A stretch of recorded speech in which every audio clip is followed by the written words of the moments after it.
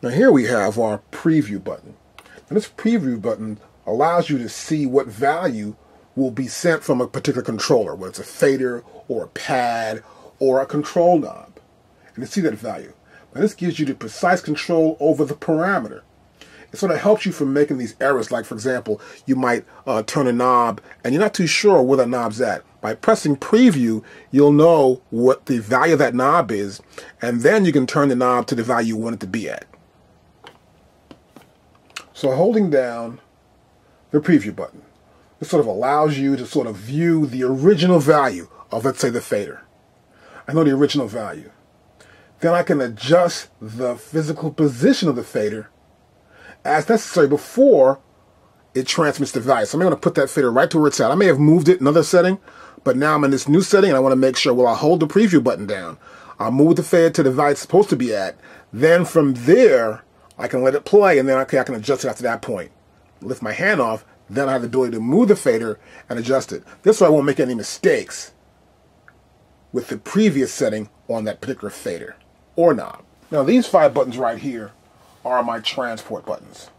I can move back in my sequence, I can move forward, I can press stop, stop the sequence, I can play it, or I can start to record my data.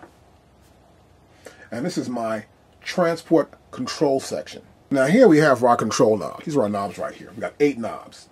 Now each of these knobs are 360 degrees. That means it's continuous. Not just from one point to another, it's continuous control changes being sent. It's constantly being sent to either our workstation, which is our maybe Pro Tools or Reasons or Cubase, or to a MIDI instrument. Let's say, you know, a rack mount Yamaha Motif XS or ES, or any rack mount. So we can send data, and we use these knobs once they're assigned to a specific data, and we can change the parameters of that data. I have my 8 faders right here. They're pretty stiff, really cool faders. And these faders are 8 assignable faders, and each fader can be used to send continuous control data, just like the knobs, to our workstation, which could be Reasons or Cubase or whatever preset we have set for, or to a MIDI instrument, even to an MPC. We just got to make sure what parameters that this particular fader will control. Now here we have 2 banks. We have our control bank and our pad bank. Now my control bank, as you can see, has A, B, and C, right? We can control 3 different banks. Now how does control banks work? Is that it features 3 independent banks for continuous control that affects, let's say, my faders. I can have faders 1 through 8. This could be faders 9 through 16. So I can control up to 72 independent parameters with the knobs, faders, and the buttons. Because I have 8 faders, 8 knobs, and 8 buttons, which are the buttons below my fader. Pads, 1, 2, 3, 4, 1, 2, 3, 4, 4x4, 16 pads. These pads are typical MPC pads. Pressure sensitive, and you can change the sensitivity of each one of these pads, of course, as well. And we use these to trigger, let's say, maybe a drum machine. We want to play a chord, you know, hit 3 of them down. You can control or hit, let's say, a keyboard or something.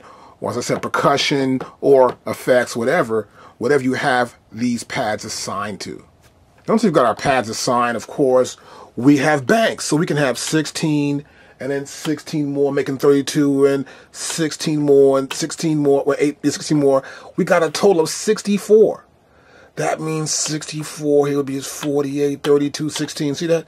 We can have up to 64 different sounds we can control or hit because we have banks for our pads. And this is our pad bank section. Sometimes you're working with your MPD32 and you hit a pad, it's not loud enough. Well, we'll press this button right here and it'll allow us to have full level.